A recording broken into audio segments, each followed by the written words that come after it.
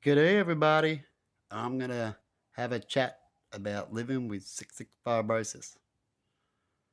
Don't know where to start, so I'm just going to, what I like to say, have a blab, even though you look up the definition of blabbing. Means a whole bunch of nonsense, but we all just do that. That's what talking is. A whole bunch of nonsense. We can know a whole bunch of wise stuff, but don't mean we're going to do it so it can be a whole bunch of nonsense. So I say all the time, look, I'm just going to have a blab about this and I'm just going to have a blab about that.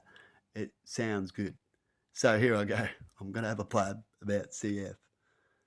And don't know where to start and how much to give you. So I'm just going to throw out some stuff.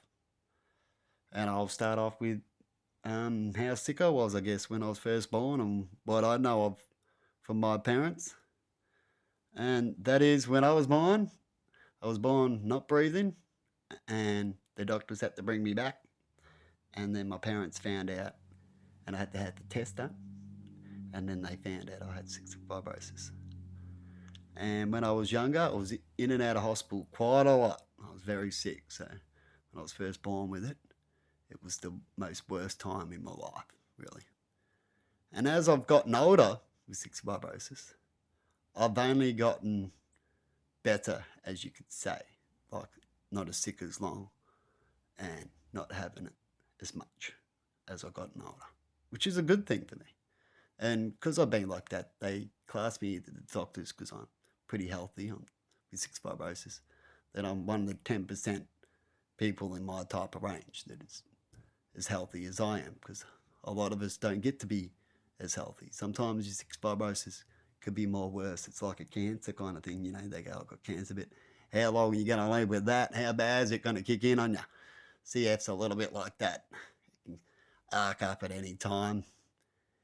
It's a nasty little disease to know that you got. And anyway, as I was growing up, it's like having bad asthma.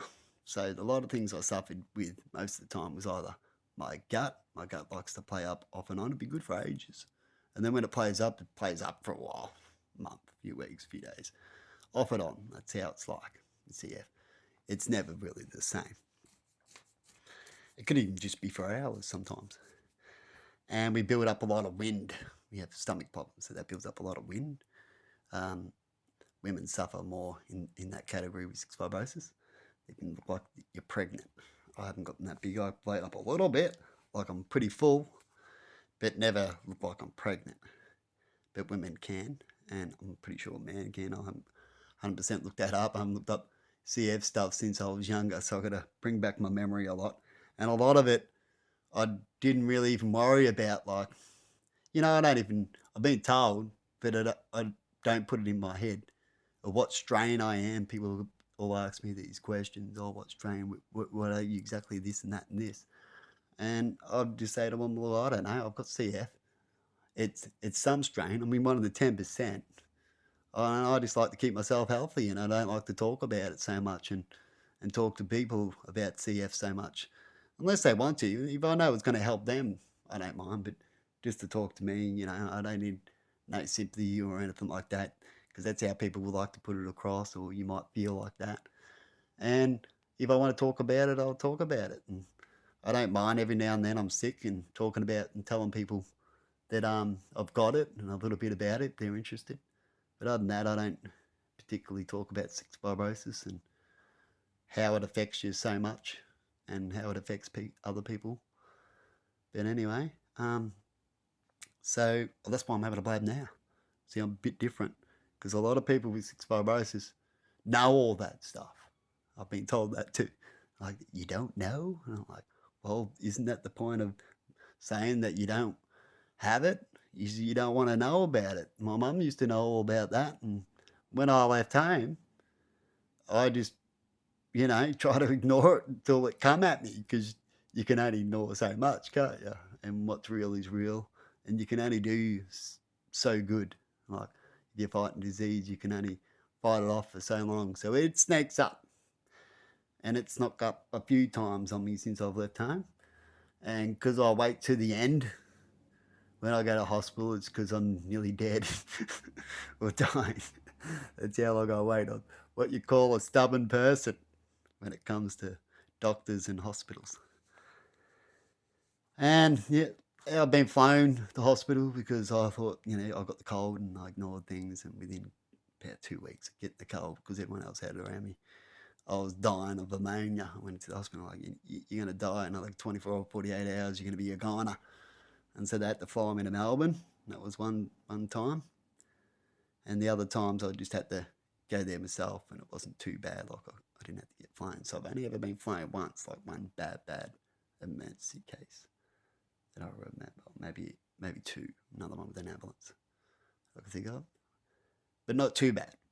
I've always dealt with it and got to the hospital and gotten through it pretty good, pretty quickly. I've noticed I heal pretty quick when I have my moments, which is good. Um, so what else can I say? And so now the last, you know, 10 years or so, I've had a job.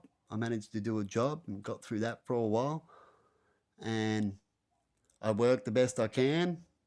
I found out that I'm better off doing contract work when you have cystic fibrosis. If you do work, you need to do some sort of work where you can work on your own basis, kind of thing, if you can, because we have those problems where it just sneaks up, and the next day you're not good, or halfway through the day for a few hours you won't be good, and so you don't want that problem when you're at work, or you're suffering a gut ache and they're trying to make you quickly do a conversation or do something, and you're suffering a gut ache. You can push through only so much, can't you? And so the best jobs that have when you have cystic fibrosis, if you can work when you're in your good moments, because these are the things I suffer with at the moment, talking with Centrelink and things like that, if you're on government assistance, is to try to discuss, like, you either be on the pension, like they'll just go on the pension, but then